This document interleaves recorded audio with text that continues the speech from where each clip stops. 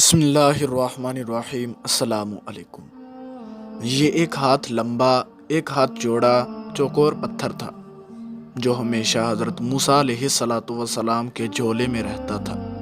اس مبارک پتھر کے ذریعہ حضرت موسیٰ علیہ السلام کے دو معجزات کا ظہور ہوا، جن کا تذکرہ قرآن مجید میں بھی ہوا ہے۔ اس پتھر کا پہلا عجیب کارنامہ، جو در حقیقت حضرت موسیٰ علیہ السلام کا معجزہ تھا، وہ اس پتھر کی دانش مندانہ لمبی توڑ ہے، اور یہی معجزہ اس پتھر کے ملنے کی تاریخ ہے۔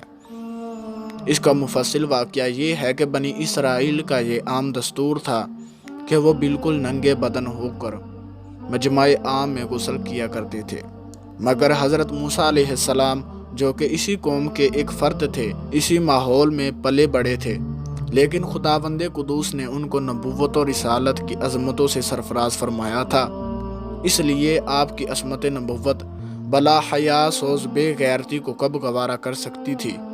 آپ بنی اسرائیل کی اس بے حیائی سے سخت نالاں اور انتہائی بیزار تھے۔ اس لیے آپ علیہ السلام ہمیشہ یا تو تنہائی میں یا تہبند پہن کر غسل فرمایا کرتے تھے۔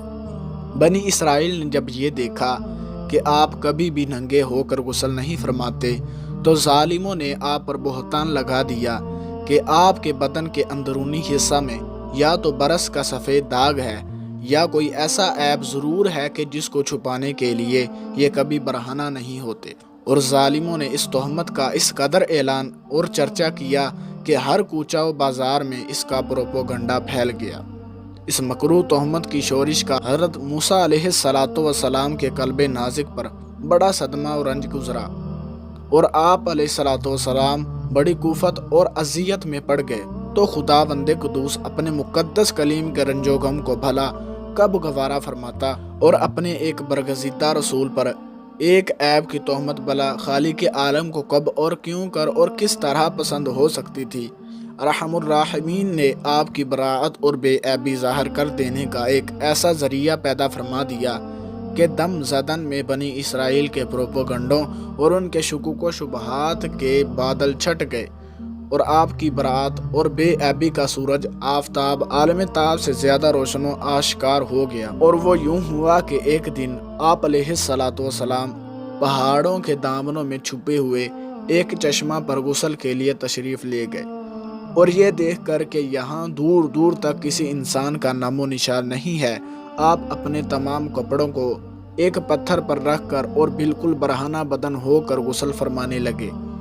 غسل کے بعد جب آپ لباس پہننے کے لیے پتھر کے پاس پہنچے، تو کیا دیکھا کہ وہ پتھر آپ کے کپڑوں کو لیے ہوئے سرپٹ بھاگا چلا جا رہا ہے۔ یہ دیکھ کر حضرت موسیٰ علیہ السلام بھی اس پتھر کے پیچھے پیچھے دوڑنے لگے کہ ثوبی حجر ثوبی، یعنی اے پتھر میرا کپڑا ہے، اے پتھر میرا کپڑا ہے۔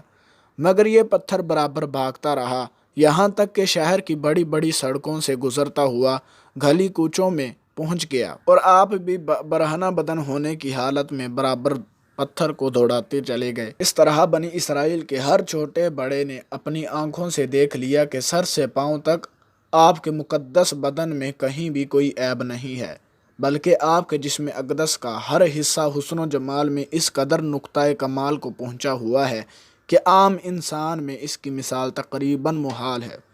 چنانچہ بنی اسرائیل کے ہر فرد کی زبان پر یہی جملہ تھا کہ واللہ ما بموسیٰ من باس، یعنی خدا کی قسم کہ موسیٰ علیہ السلام بالکل ہی بے عیب ہیں۔ جب یہ پتھر پوری طرح حضرت موسیٰ علیہ السلام کی براعت کا اعلان کر چکا، تو خود بخود ٹھہر گیا، اور آپ علیہ السلام نے جلدی سے اپنا لباس پہن لیا اور اس پتھر کو اٹھا کر اپنے جھولے میں رکھ لیا۔ تو دوستو، اگر ویڈیو پسند آئے تو اسے لائک کیجیے، شیئر کیجیے اور ہمارے چینل کو سبسکرائب کیجیے۔ ملتے ہیں کسی اگلی ویڈیو میں، تب تک کے لیے اللہ حافظ۔